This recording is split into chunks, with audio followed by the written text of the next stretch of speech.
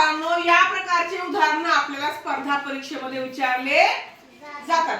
नवोदय असो, स्कॉलरशिप असो किंवा इतर स्पर्धा परीक्षा असो. काय विचारलं बघा, 5शी 10चं नातं आहे तर 16शी खाली 4 पर्यायांपैकी कोणत्या संख्येशी या 16चं काय आहे नातं आहे. आपण काय करू बघूया.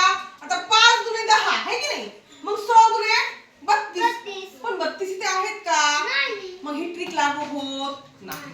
मग काय करायचं, आपण काय करूया, 5चा वर्ग करूया. 5चा वर्ग 25. आता या 25 मधल्या 2 अंकांचा आपसा गुणाकार करूया. कसा? 2 गुणिले 5 बरोबर 10. म्हणजे 5चं 10शी नातं आलं का? तसं आपण 16चं करून पाहूया. 16चा वर्ग किती आहे मुलांनो? 256. अगदी बरोबर. आता यांचा पण आपण आपसमध्ये म्हणजे या 3 अंकाचा गुणाकार करूया. 5 गुणे 10, 10 सख 60. 2 गुणिले 5 गुणिले 6, 2 पंचे 10, 10 सखी 60. किती उत्तर आलं मुलांनो? 60. मग 16शी 7चं आलेलं नातं दिलेल्या पर्यायापैकी उत्तरामध्ये आहे का?